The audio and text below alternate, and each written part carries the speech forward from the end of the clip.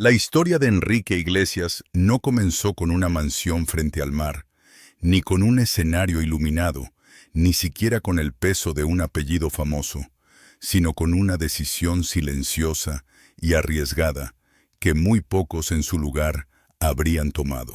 Mientras el mundo todavía lo veía solo como el hijo de Julio Iglesias, él ya estaba intentando abrirse paso por su cuenta grabando canciones en Miami y enviando maquetas a discográficas sin apoyarse en el nombre que podía haberle facilitado el camino desde el primer día. Lo que Enrique quería demostrar no era una simple ambición juvenil, sino algo mucho más profundo y mucho más difícil de conseguir. Quería saber si su voz tenía fuerza suficiente para conquistar al público por sí sola, sin privilegios visibles, sin anuncios grandilocuentes y sin convertir su origen familiar en el centro de su identidad artística. Esa apuesta que al principio parecía una prueba personal, casi secreta, terminó convirtiéndose en el punto de partida de una carrera que con el tiempo acabaría marcando a toda una generación dentro del pop latino. Cuando apareció su primer álbum, en 1995, la reacción del público fue mucho más fuerte de lo que muchos esperaban. De repente aquellas canciones que habían nacido lejos del gran ruido mediático empezaron a sonar con insistencia en radios de América Latina y en emisoras hispanas de Estados Unidos, mientras su nombre comenzaba a crecer a una velocidad que ya no podía explicarse solo por la curiosidad del apellido. Lo que estaba ocurriendo era mucho más contundente. El público estaba respondiendo a una voz nueva, que transmitía emoción, cercanía y una intensidad romántica que conectaba de manera inmediata. Ese primer impacto no se quedó en una promesa pasajera, porque muy pronto quedó claro que Enrique Iglesias no había llegado para ocupar un espacio menor ni para vivir de una comparación permanente con la figura de su padre. Con cada nuevo paso, su carrera empezó a construir un camino propio cada vez más sólido, cada vez más internacional y cada vez más difícil de ignorar. Sus discos siguientes ampliaron el alcance de su música. Sus giras multiplicaron su presencia en escenarios más grandes, y su nombre comenzó a instalarse con firmeza entre los artistas latinos más importantes de su tiempo. Sin embargo, el momento que cambió por completo la escala de su historia llegó cuando su música dejó de ser solo un fenómeno fuerte en español y empezó a abrirse paso con fuerza en el mercado anglosajón. A partir de ahí, Enrique dejó de ser visto únicamente como una estrella latina en ascenso y pasó a convertirse en un artista global capaz de moverse entre dos idiomas, dos públicos y dos industrias, sin perder identidad ni intensidad. Muy pocos artistas lograron hacer esa transición con tanta naturalidad y todavía menos consiguieron sostenerla durante tantos años sin desaparecer del centro de la conversación. Lo más llamativo de todo es que Enrique no construyó su figura pública a partir del exceso del escándalo o de una exposición constante, sino desde una combinación mucho más difícil de mantener: éxito masivo, presencia internacional y una vida cada vez más protegida del ruido exterior. Mientras su nombre sonaba en todo el mundo, su imagen seguía conservando algo reservado, algo distante y al mismo tiempo muy atractivo para el público. Como si cuanto más famoso se volvía, más interés despertaba ese lado suyo que nunca terminaba de mostrarse del todo. Con el paso de los años, esa mezcla entre misterio, disciplina y sensibilidad comercial lo convirtió en una figura central dentro de la expansión global del pop latino.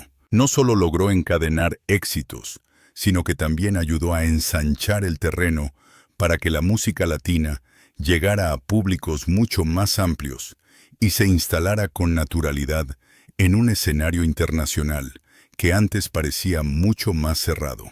Por eso cuando hoy se habla de Enrique Iglesias, no se habla solamente de un cantante exitoso, sino de un nombre que atravesó décadas, transformaciones de la industria y cambios de público sin perder relevancia. Y ahí es donde la historia se vuelve todavía más interesante, porque después de conquistar escenarios, rankings, giras y millones de oyentes en todo el mundo, Enrique empezó a construir otra etapa, una mucho más silenciosa, más privada y más difícil de ver desde fuera. Lejos de los focos, lejos del vértigo permanente del espectáculo y lejos del ruido que acompaña a las grandes figuras, existe un espacio donde su vida cambia de ritmo por completo. Ese lugar está en Miami, y no representa solo una propiedad de lujo, sino el refugio donde comienza la versión más reservada, más familiar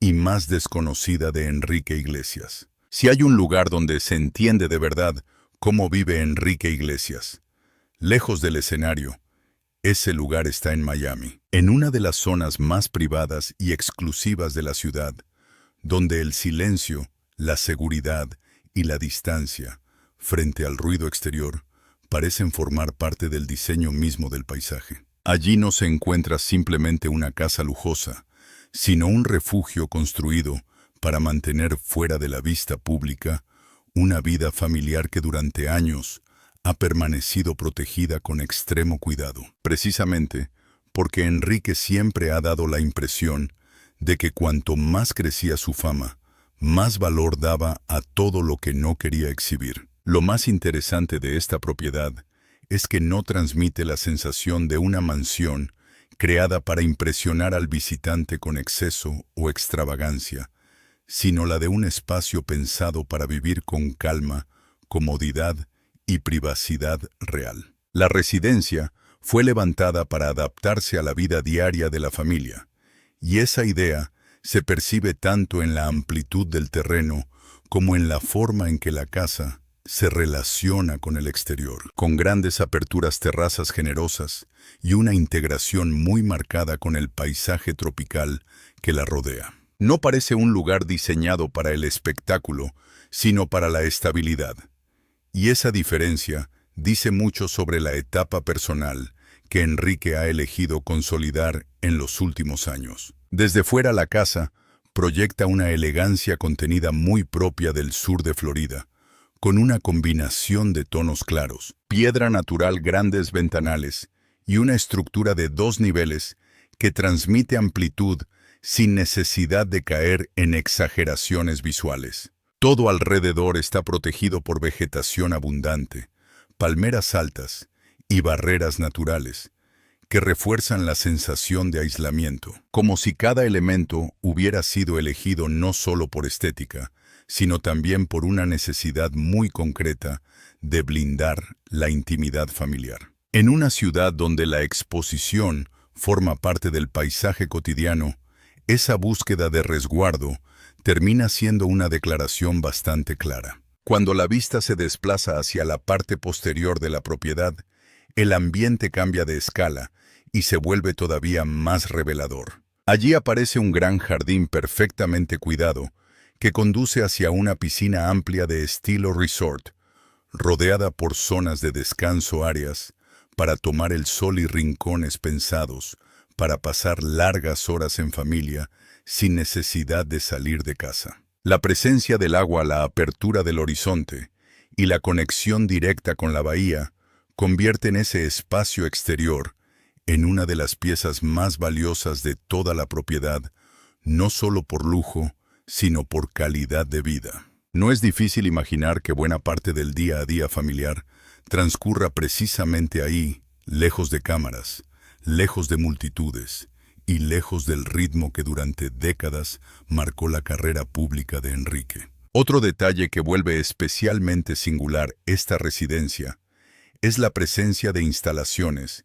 que encajan de forma muy natural con la historia personal de la pareja. La cancha de tenis privada no aparece como un capricho decorativo, sino como un elemento coherente con el pasado deportivo de Anna Kurnikova, cuya trayectoria internacional hizo de ese deporte una parte inseparable de su identidad pública. Esa conexión entre biografía y espacio vuelve la propiedad mucho más personal, mucho más vivida y mucho menos artificial que otras mansiones de celebridades que parecen diseñadas solo para circular en revistas o redes sociales. A todo eso se suma el muelle privado frente al agua, uno de los rasgos más exclusivos del conjunto, que no solo refuerza el valor de la residencia, sino que también prolonga la idea de libertad y aislamiento que define todo el lugar. Desde allí la familia puede salir directamente a navegar por la bahía, o simplemente disfrutar del paisaje abierto, algo que en Miami representa una forma de vida muy asociada al confort, a la privacidad y al privilegio. Sin embargo, incluso con todos esos elementos de lujo, lo que más llama la atención no es la ostentación, sino el equilibrio. La casa parece decir que Enrique Iglesias ya no necesita demostrar nada, porque en esta etapa lo importante no es exhibir éxito, sino proteger la tranquilidad que construyó después de tantos años de exposición mundial. Y cuando se entra al interior de la residencia, esa misma lógica se mantiene con absoluta coherencia. Los espacios están pensados para que la luz natural domine el ambiente. Los materiales transmiten calidez sin resultar pesados, y la distribución favorece una vida cotidiana cómoda, abierta y serena. Más que una mansión fría o ceremonial, lo que aparece es una casa vivida, un escenario doméstico, donde el lujo no rompe la calma, sino que la acompaña. Y precisamente por eso, esta propiedad resulta tan reveladora, porque muestra que detrás del artista que llenó escenarios durante décadas, existe un hombre que hoy parece valorar por encima de todo el orden, el silencio y la cercanía con su familia. Pero la casa es solo una parte del retrato, porque cuando uno mira cómo se mueve Enrique Iglesias fuera del escenario, surge otra pregunta igual de interesante. Si vive con tanta discreción, si evita el exceso visible y si protege tanto su intimidad, entonces, ¿cómo se refleja eso en las decisiones más prácticas de su vida diaria? La respuesta empieza a aparecer cuando observamos el tipo de vehículos y medios de transporte que se asocian a su rutina. Y ahí también se descubre una lógica muy distinta a la que muchos imaginarían en una superestrella global. Hay una manera muy clara de entender cómo Enrique Iglesias organiza su vida fuera del escenario, y esa manera no está en la ostentación, sino en la lógica con la que protege su tiempo, su energía y su privacidad. Cuando una estrella de su nivel pasa décadas moviéndose entre ciudades, conciertos, promociones, ensayos y compromisos internacionales, el transporte deja de ser un detalle secundario y se convierte en una pieza fundamental de su estilo de vida. En el caso de Enrique, todo indica que esa movilidad no está construida para exhibirse, sino para funcionar con eficacia, discreción y control absoluto sobre su rutina. Eso explica por qué, más allá de las especulaciones habituales sobre coches de lujo, el elemento de transporte más revelador, en su caso, no es un automóvil, sino su avión privado, una herramienta mucho más coherente con el tipo de carrera que ha sostenido durante años. Para alguien que ha pasado buena parte de su vida profesional enlazando conciertos, apariciones y desplazamientos internacionales, depender por completo de la logística comercial no solo habría resultado incómodo, sino también limitante. Un artista global necesita flexibilidad, velocidad y privacidad, y precisamente ahí aparece una de las piezas más exclusivas de su vida fuera del escenario.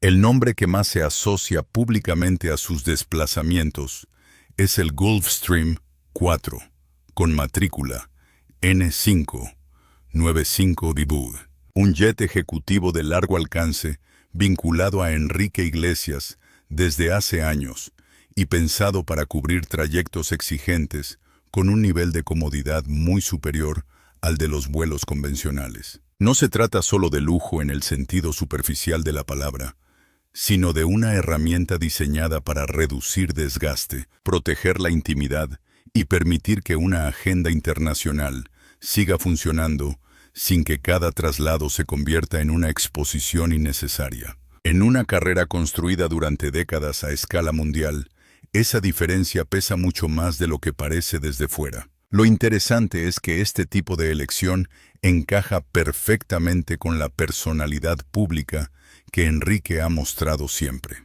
A diferencia de otras celebridades que convierten cada detalle material en una extensión del espectáculo, él ha proyectado durante años una imagen mucho más contenida, más reservada y más difícil de descifrar.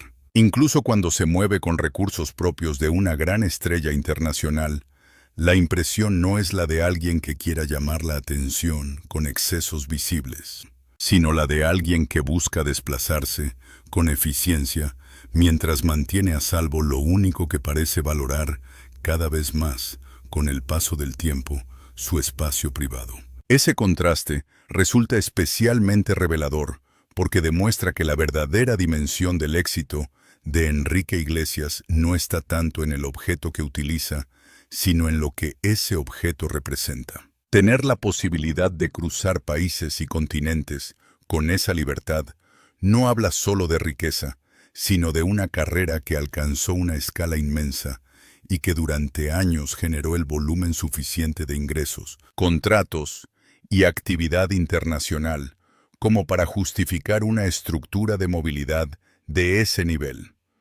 No es un capricho aislado, es la consecuencia lógica de décadas en la cima. Y ahí es donde el tema del transporte deja de ser una simple curiosidad para convertirse en una pista directa hacia una pregunta mucho más grande. Porque si Enrique Iglesias construyó una vida capaz de sostener propiedades de altísimo nivel, desplazamientos privados y una rutina internacional tan amplia, entonces la cuestión inevitable aparece sola. ¿Cuánto dinero ha llegado a construir realmente después de tantos años de carrera? ¿Qué parte de su fortuna proviene de la música? ¿Qué parte llega de las giras?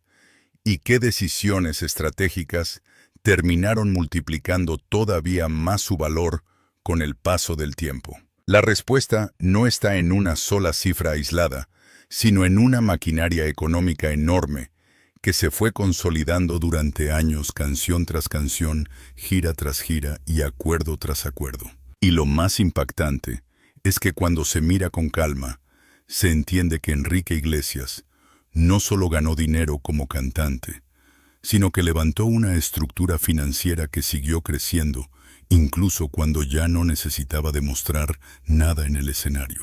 Ahora sí, en la siguiente parte, vamos a entrar en el terreno donde el éxito deja de ser una percepción y empieza a medirse en números reales, contratos gigantes y decisiones que terminaron consolidando una fortuna de primer nivel. Cuando se habla de la fortuna de Enrique Iglesias, el error más común es pensar que todo proviene simplemente de haber cantado canciones famosas. En realidad, su patrimonio se construyó como una estructura mucho más sólida, más estratégica y mucho más poderosa, porque no depende de un solo momento de éxito, sino de varias décadas en las que cada etapa de su carrera fue dejando una fuente de ingresos distinta y duradera. Eso es precisamente lo que diferencia a una estrella pasajera de una figura que termina convirtiendo su trayectoria artística en una maquinaria económica de largo alcance. La primera gran base de esa fortuna está en su catálogo musical, y ahí es donde la historia se vuelve realmente contundente. Enrique no solo acumuló éxitos en diferentes etapas, sino que construyó una colección de canciones con valor internacional, presencia constante en radios, plataformas digitales, sincronizaciones y reproducción continua en distintos mercados. Cuando un artista logra que temas grabados hace años sigan generando atención, consumo y licencias, deja de depender exclusivamente del presente y empieza a cobrar también por su pasado. En el caso de Enrique Iglesias, ese pasado vale muchísimo porque su repertorio no quedó atrapado en una sola generación, sino que siguió acompañando a públicos distintos a lo largo del tiempo. A eso se añade una segunda fuente gigantesca de ingresos, y probablemente la más visible durante muchos años, que fueron las giras. El escenario no solo consolidó su imagen de estrella global, sino que también convirtió su nombre en una marca capaz de llenar recintos y mover millones de dólares en taquilla. Cada ciudad agotada, cada arena llena y cada gira internacional no solo reforzaban su prestigio, sino que aumentaban una facturación que terminaba elevando todavía más el valor total de su carrera. En otras palabras, Enrique no ganó dinero solo porque sus canciones sonaban, sino porque durante décadas existió una demanda real masiva y persistente por verlo en vivo. Pero el verdadero signo de madurez financiera aparece cuando un artista deja de pensar únicamente en lo que factura hoy y empieza a monetizar de manera inteligente todo lo que ya construyó en el pasado. Ahí entra uno de los movimientos más importantes de toda su vida económica. Cuando Enrique Iglesias cerró el acuerdo sobre gran parte de su catálogo y derechos vinculados a su nombre e imagen, no estaba simplemente firmando un contrato más. Estaba transformando años de trabajo, posicionamiento global y valor simbólico en una operación de altísimo nivel. Una de esas decisiones que no solo consolidan riqueza, sino que blindan el futuro financiero con una fuerza enorme. Ese punto es clave porque demuestra que su fortuna no nació de una casualidad, ni de un solo golpe comercial, sino de una combinación muy bien sostenida entre creación artística, explotación inteligente del catálogo, poder de convocatoria en directo y capacidad para convertir la relevancia pública en un activo negociable a gran escala. Muy pocos artistas consiguen reunir esas cuatro cosas al mismo tiempo, y todavía menos logran hacerlo sin que su carrera se derrumbe al cambiar la industria. Enrique, en cambio, supo atravesar transformaciones musicales, tecnológicas y comerciales sin perder valor. Eso explica por qué su nombre sigue pesando tanto incluso en etapas donde publica menos música que antes. También hay un elemento menos visible, pero igual de importante, y es la estabilidad que produce haber dejado de depender de una sola fuente de ingresos. Cuando una carrera está sostenida por regalías, derechos, licencias directos y acuerdos estratégicos, la riqueza deja de ser algo frágil y se convierte en una red mucho más resistente. Enrique Iglesias llegó precisamente a ese punto. Su situación económica actual no parece la de una celebridad que necesita mantenerse en exposición constante para sostener su nivel de vida, sino la de alguien que construyó una plataforma financiera, lo bastante fuerte como para elegir cuándo aparecer, cuándo grabar, cuándo girar y cuándo simplemente quedarse en casa disfrutando del equilibrio que tardó décadas en alcanzar. Por eso, cuando hoy se mira su mansión, su movilidad privada y su estilo de vida protegido en Miami, todo encaja mejor. Nada de eso aparece como lujo improvisado, ni como un exceso sin fondo, sino como el resultado lógico de una carrera que fue creciendo hasta convertirse en un patrimonio de enorme escala. Enrique Iglesias no solo cantó para millones, también convirtió esas décadas de éxito en una posición económica capaz de sostener una vida tranquila, reservada y profundamente estable. Y justo ahí aparece la última parte de esta historia, porque después de revisar la fama, la casa, la movilidad y la fortuna, queda la pregunta que más curiosidad despierta en el público. ¿Cómo vive realmente Enrique Iglesias cuando deja de ser estrella y vuelve a ser simplemente Enrique? ¿Cómo es su rutina con Ana Kurnikova? ¿Qué lugar ocupan sus hijos en esta etapa? ¿Y por qué después de haber conquistado tanto, parece haber elegido una vida cada vez más silenciosa. En la siguiente parte vamos a entrar en ese terreno el más íntimo y probablemente el más revelador de todos. Después de la fama, después de las giras multimillonarias, después de las canciones que marcaron generaciones enteras y después de haber construido una fortuna capaz de garantizarle cualquier tipo de vida, lo más revelador de Enrique Iglesias no está en lo que muestra, sino en lo que decidió proteger.